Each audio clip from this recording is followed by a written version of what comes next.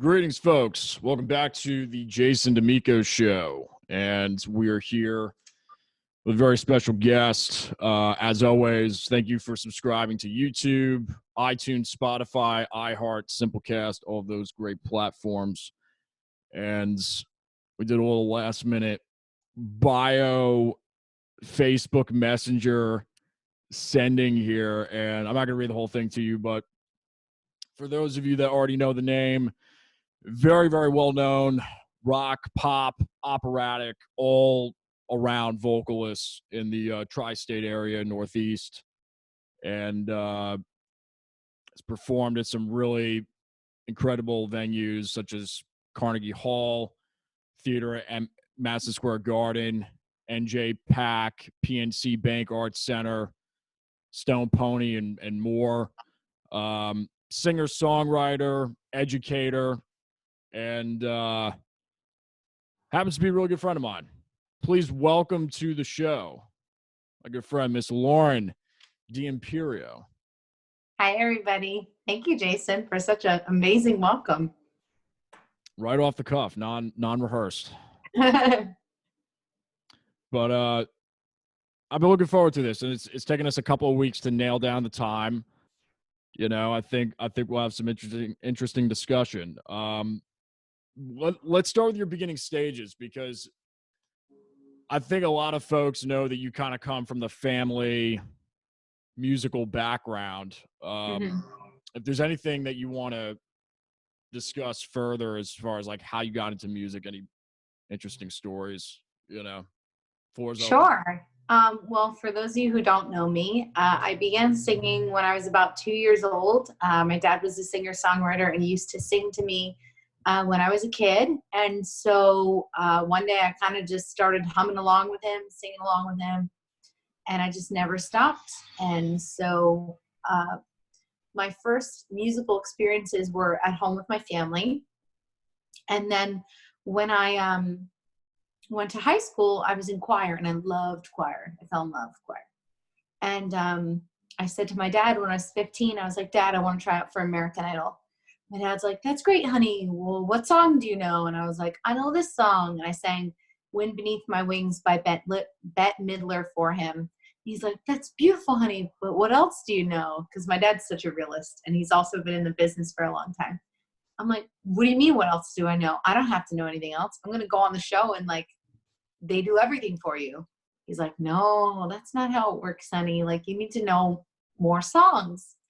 So we actually wound up forming a family band to get me prepared for auditioning. Now, I never went and auditioned because I love the family band thing. We were called 3D Rock Band. It was me, my dad, and my brother, the three D'Imperios. And my younger brother, Brian, played guitar. I sang and even learned some percussion. And then my dad played guitar, keys. We had a drum machine. And my dad was the main writer on that project. So my first musical experiences were with my family and my family band. And that's really it for, I guess, early beginnings. That, and of course, I grew up singing in church. Yeah. So of course, that's something I still do today. So it's like, between church and being at home, I was usually fully immersed in music all the time. When did the transition into piano start, as far as, you know, picking it up? So I recently began playing the piano for myself, but also I decided a few years ago, after being a starving artist for a couple of years, that I needed to do something else in order to make money, but I needed to do something that revolved music. And of course, my performance resume has always been kind of impressive, I guess. I don't know. And so there was this guy who owned a music school who saw my resume and said, I need a voice teacher. I'll pay you this much an hour. And I'm like, first of all, I need a job. Second of all, okay, let's do it. I had some experience teaching, but really none at all. So I got my first teaching job, and I discovered by accident that I love being a teacher. And so I wound up re-enrolling in my studies, and now I'm about to graduate again with a bachelor's of music education from William Patterson University in Wayne, New Jersey. And part of the teacher education program is if you're a voice major, you have to be able to play piano. Right. Piano automatically your secondary instrument, your minor. Right. So I've been taking lessons now at the university level for 4 semesters. So I took lessons, I took piano class.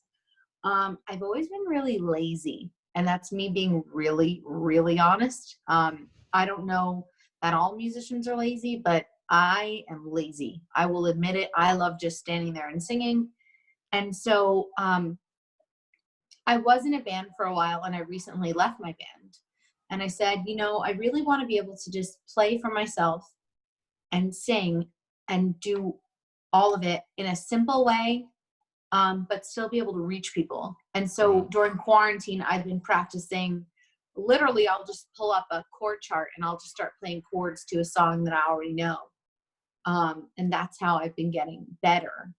That, and I'm still like, tomorrow's my last piano lesson of my collegiate career at William Patterson. So like, I'm still actively learning piano. Very cool. Major influences for you. Who are some? Well, my dad is definitely one. Of course, I learned how to sing and learned a lot of things early on in my career from him. Every music teacher I ever had was very influential. Mrs. Olston, Mr. Aragon, Mr. Sabak. I'm definitely not missing anyone. And then my college teachers, Dr. Herbert, Dr. Callisto, all of my teachers have been influential. Besides that, like celebrities who have inspired my style, Celine Dion's a big one. I used to steal my mom's Celine Dion albums and like take them to my room when I was like 9 years old, and like put headphones on or like put the speakers on and like sing like full out Celine Dion.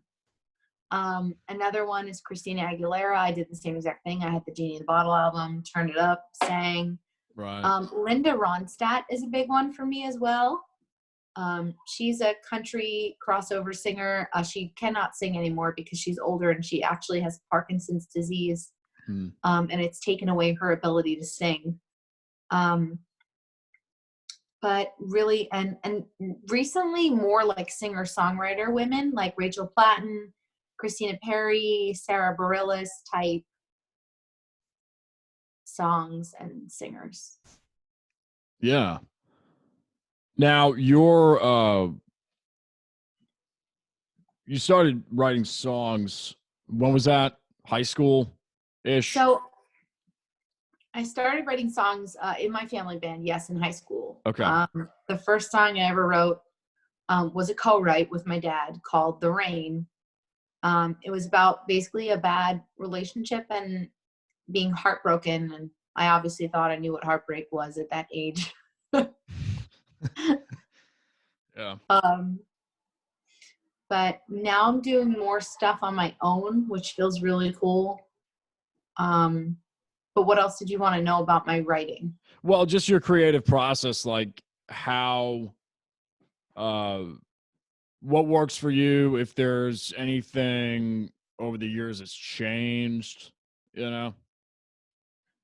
Yeah. So my process, it varies from time to time, but usually I'll be in my car and I'll be humming like a melody that sounds nice. I'll be like, and I'll like record it on my voice memos. Or I'll start with lyrics and I'll write a bunch of lyrics and then I think of a melody. I'm usually very far away from an instrument. I usually don't get inspiration from the piano or from the guitar.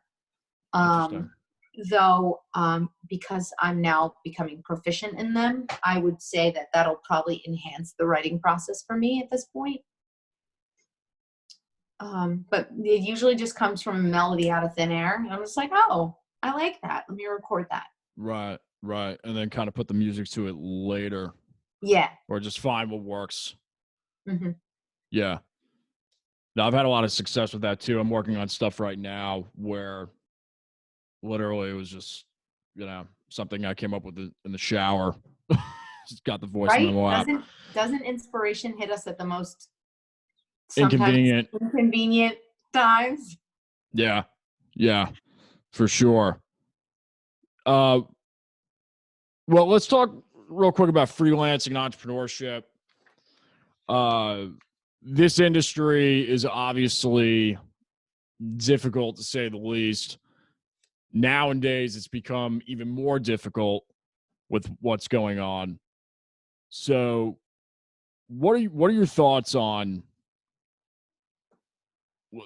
the future of the industry and what you're seeing?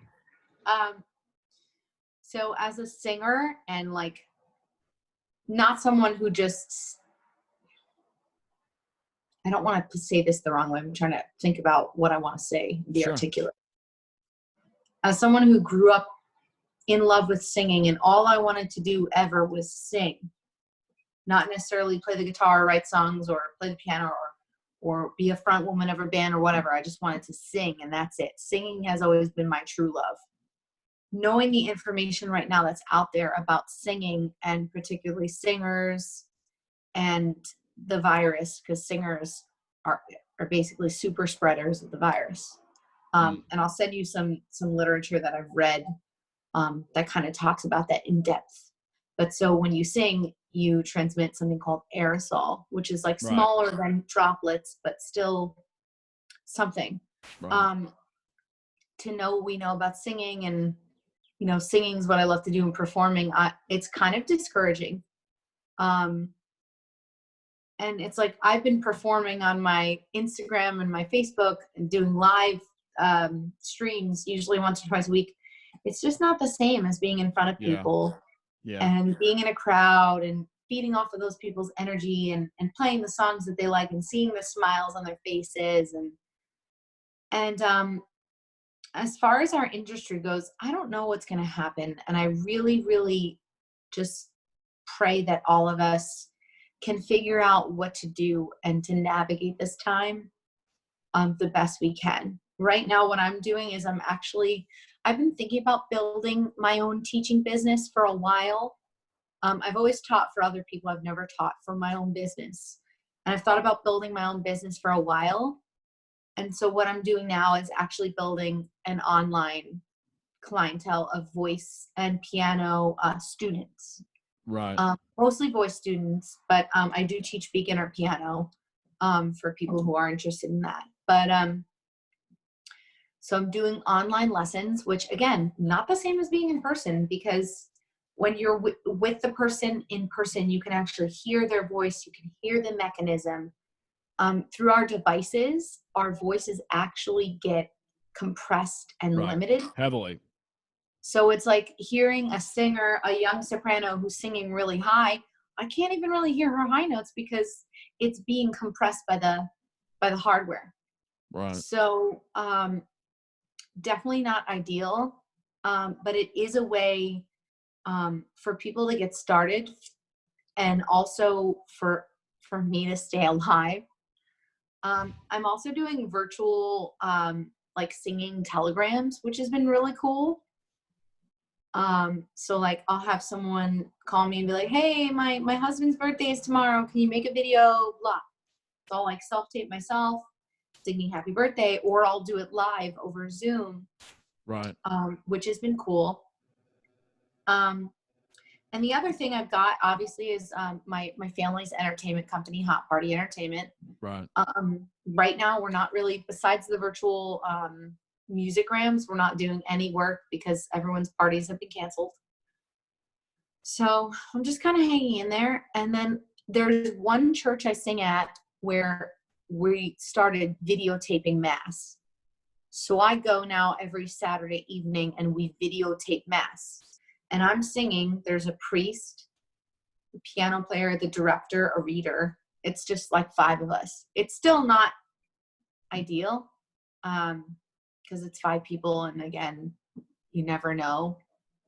But it's a way for me to still have a job. Of course, it's a very part-time job. And, you know, my car actually died during this. So Oh boy. I don't know. I don't know what I'm gonna do. I think actually my mom is gonna sell me her car. Excuse me. But you know, definitely something I knew my car was gonna die soon, but I didn't know that it would be in the middle of a pandemic where I'd have absolutely no work. Right. Yeah, So yeah. Well, while we're, I guess, kind of, I don't know how this segues, but I was curious to see your best and worst gig experiences, if you had one of each, reflecting ooh, back. best and worst gig experiences. I know my worst one, that's for sure I do. You don't have to use any So names if you don't want let to. me start with my worst gig experience. All right. So back when I was in my family band, 3D Rock Band, we used to play this Columbus Day Festival every year. I think it's in Lyndhurst, New Jersey, or East Rutherford, New Jersey, somewhere around there. And I will never forget. We're playing a song, we're jamming out, and all of a sudden, this guy comes out of left field holding a pizza box sign. And I'm like, oh, he must be a fan. This is great. The sign said, "You suck." And he came up to me and started screaming in my face, "You suck. You suck. You fucking suck." And I'm just like, I literally looked at my brother and my dad, like horrified, and they're like, "Just keep singing, keep singing." And I'm just like singing, doing my thing. And like I saw him go towards my brother, and I'm like, "Oh no, you make one wrong move." And like screaming, "You suck." Then he goes over to my dad, he goes, "You suck, my," can I use bad words on here, or what Yeah. are we doing? He goes, "You suck." My dad goes, "Fuck you." And then he turns around and he left. Wow. I was no older than 20 years old when that happened. Wow. And it was horrifying. I literally like was afraid to leave the gig. I'm like, "Where is that guy? Is he gonna hurt me?" Right. My dad's like, "Oh, honey, calm down." He's like, if he made one wrong move, I would have taken the mic stand and popped him in the face. So That's absurd, man. that's my worst gig experience. And like, we didn't suck. He just was crazy. Yeah. My best gig experience, I think I would have to say it's a tie between singing the national anthem at the Stone Pony, Mm. and singing at Carnegie Hall, because that was really amazing. That must have been incredible. What brought you there? So when I was in, so before I obviously went back to school for music, I went to Montclair State University, and I was totally uninvested in my future. And all I cared about was music and becoming famous and becoming a star, and nothing mattered in my education. But so I went for communication and media, but I was in the choir while I was there. And so in the, it wasn't, so there's three types of choirs. There's a chorale, which is like the all university choir. And there's university singers, which is by audition. And then there's vocal accord, which is by audition within university singers. It's like the most exclusive vocal ensemble on campus. Mm. And so I was the only person who was not a music major who got into the ensemble. Oh, cool. And so that semester we were singing at Carnegie Hall. And Wow. so I got in, and I was like, "Hey, I don't have to pay to sing at Carnegie Hall, and we're going, and like, it's a real thing. And here we are. Like, that's pretty cool." And Yeah. so like I wore a gown. I was like, I may only be here once, so let me do it right. And I like wore a Right. gown, got my hair done. And it was really cool. And we sang in German. Wow. We sang Bach. Cool. Well, not to shift gears, but TikTok. Hey, TikTok. So you're on TikTok. You went viral. Do you want to talk about that? And if so, you can, because I think it's hilarious. Well, I didn't go really viral. I went semi-viral. And It was still pretty. I mean, you got a nice little boost out of it. I didn't capitalize on it though. So one tip for all of you watching, if you're trying to go viral on TikTok, you need to be so consistent and you need to capitalize on any viral video, right? So the video I made, so my boyfriend, Anthony, who I love so much, I told him I was creating a TikTok. And he's like, don't show your boobs. I'm like, what do you mean? He's like, you know, all these girls on TikTok showing their boobs and their, you know, everything else. And I'm trying to be so PG right now. And I was like, okay. And then I was like, this might be a really good opportunity to take a video. Right. So I'm at the piano here and I said, I looked to the side because he was downstairs. I said, I will not show my boobs on TikTok. And then he starts screaming, no boobies. And I'm like, come on, I won't. Like, it was a funny thing. So then I put the caption as, I will not show my boobs on TikTok. And I got 26,000 views. Like, what? Yeah. So, but it was a funny video. Everyone's commenting, like, please show your boobs. And I'm just like, no. They're like, we'll follow you if you show them. And I'm like, again, no. Like, you know, I have pride and morals, and there are a lot of women on TikTok who are just letting it all hang, and I'm just like, no, thank you. Keeping my clothes on today. Thanks so much. Favorite records or songs for you that have really been inspiring over the years? Oh, man. Celine Dion's obviously The Power of Love, Because You Love Me. It's funny, I actually saw her at Barclays Center right before all this happened at the end of February. And she was incredible. I'm really thankful that her performance did not get canceled. Christina Aguilera's Genie in a Bottle album. I went through like an emo phase. I loved like Sense of Spell, The Used. I actually still love The Used. I'm listening to their new album now called Heartwork, like basically nonstop. If you haven't heard that album yet, you got to go check it out because it's very good. Yeah, I haven't. I'll have to. It's really, if you like the classic, The Used, it's like they take The Used and then they half the modern, half the album they like modernize, and then like half the album is like traditional The Used. It was really cool. Journey, greatest hits album. I love that album. Yeah. Toto's Africa's a good one. Though I just love Toto's voice. So like other things besides that. Who else do I really enjoy? Rachel Platten, Fight Song, really good. I've been listening to like a lot of just pop garbage lately. I'm so guilty. Pop garbage. I went through one of those stages for about a month earlier in the year. Not sure why, but I did.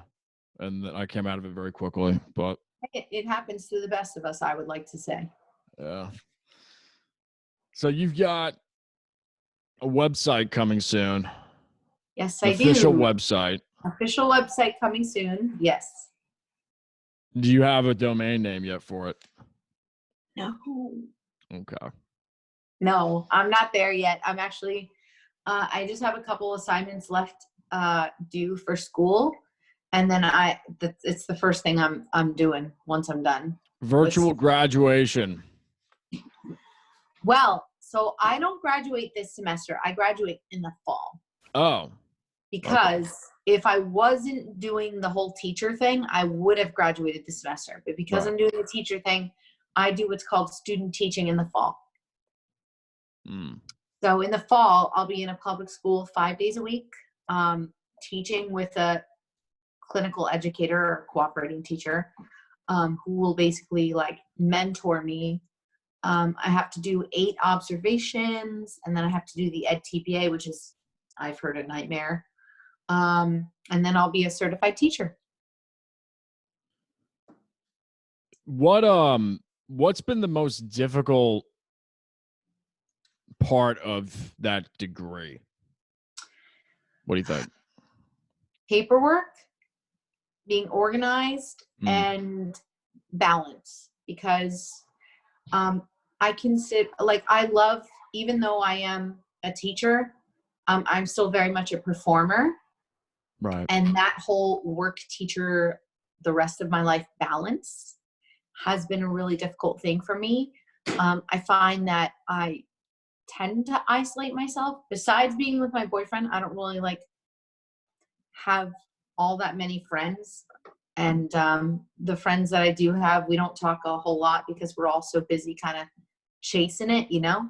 Right. You know, you and I talk how often, right? Right. Yeah. And so just between all of the workload there and the organizing and the lesson plans and the paperwork, and then it's like, oh, I was in class all day or in a school all day, but now I'm going to my gig or now I'm going to my recording session. There would be nights where I'd have school, teaching after school, private lessons, band rehearsal. I wouldn't get home. I would start my day at 8 a.m. and I'd get home at midnight. Like that was what was really difficult for me. Brutal. The balance, being exhausted, just kind of dealing with that, because I'm never going to give up being a performer. It's just something, it's not who I am. Right. Well, it'll be interesting to see how all this pans out, because every music guest that we've had on virtually in the last couple of months, it's just been, nobody knows what's coming next. There's no way to really actually know. I mean, we just kind of have to play a waiting game right now. Yeah. Do you have any new material coming out song-wise? So I'm hoping that in the fall I can release a single as well as an EP. So definitely take a look out for that, guys. But right now I don't have anything, which has been kind of like discouraging because I wish I could do more in quarantine. Who knows? Maybe I'll produce something and like lightly produce it here, or maybe I'll send it to you and you can.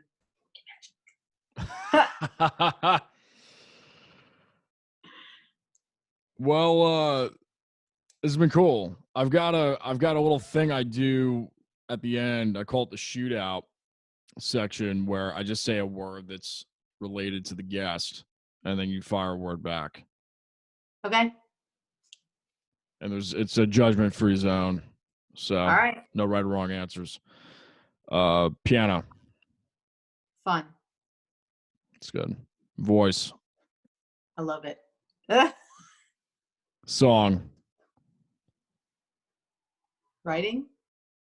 Yeah. Music. My life. Live. I miss it. Yeah, I was literally like going to say the same thing. Studio. I miss that too. New Jersey. My home. New York. My second home. Right. Gig. Now. Yeah. All right, most important one. Pizza. Oh, now I want pizza. So pizza, pepperoni. Yes. Pepperoni. So I ask everybody this question. If you could go back in time to your 15-year-old self, knowing what you know now, what would you tell her? Oh my God. Don't put all your eggs in one basket. Yeah. Don't be so hard on yourself. Love yourself. It's good. Good stuff. I had down faith.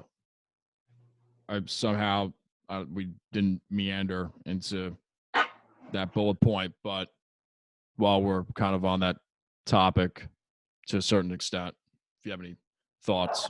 Sure. I mean, I would say that my faith has deepened since this whole pandemic started. I never take this thing off, my cross. Yeah. I've been saying for a while, you know, I feel like maybe I mentioned this to you when I saw you back in the winter, but When you know, was that? things, Was that, when was that, January? January or early February. Yeah. Um, Feels like a whole 2 years feel ago or something. no, not well. It feels like For it, me, but at least. I don't know. It feels like a long time ago. I you know, I don't know if I told you this when I saw you, but you know, I saw the things like Australia on fire and all these natural disasters, and I was just like, man, I don't know what to think of this besides maybe the time is coming. Right. And then I see this now, and I'm like, I don't know what to think of this. Maybe the time is coming. And Yeah. I'm like, if we're gonna come, just any day now, you can just show up. And, you know, we'll be here. But you know, just praying for everybody that they get through this. As far as my faith goes, I know there are a lot of people who are really extreme on social media. Yeah. And my words to them would be, if you have nothing nice to say, don't say it at all. Don't shove your beliefs down my throat, because what I believe and what you believe might be different, and that's okay. We can agree to disagree and still respect each other and have a great conversation. Right. Like, it doesn't matter what you think of my beliefs, because here it is. Yeah. But I'm also not shoving my beliefs down everyone's throat, or shoving my political beliefs down anyone's throat, or anything like that. Like, no, like, I want you to be happy. I want you to live your life. I want you to be healthy. That's what I want for everybody. And just, you know, there's a lot of social media has lent itself to a lot of chaos, but I also think that it's done some good somewhere. Yeah, that's a whole other topic. You know. Right? Any thoughts beyond that? What you just said? I mean, that kind of wraps it up, but you know, social media. Yeah. Speaking of social media, anyone who's watching can follow me on social media. I'm on Instagram, TikTok, Twitter, and Facebook at Lauren D Vocals. Or you We'll can look have up those. my name. We'll have those handles below on YouTube and to the sides on Spotify, iTunes, Awesome. iHeart, all that good stuff. Woo! It's been good. Do you have any last words? Just thanks for watching, guys, and to all of the artists who are also watching, hang in there. This is not going to last forever. We got to come back stronger. The arts are so important, and we have to remind people why the arts are so important. So don't ever, this is not where you give up and throw in the towel. That cannot happen. When everything is, when it's safe to open everything again, the arts will be stronger than ever. So just hang in there, do what you got to do, apply for assistance grants, get involved with local organizations or even regional organizations that can help you. And take this time, you know, maybe try to reinvent the wheel or invent a wheel, you know? Like, I'm teaching lessons online. It's not ideal, but not horrible. And I'm able to kind of pay my bills that way. So, Right. you know, so just take the time, and this is our time. So do what you need to do during this time to keep yourself healthy and well, because when the arts come back, it's going to be amazing. Good way to end it. That's awesome. It's inspiring.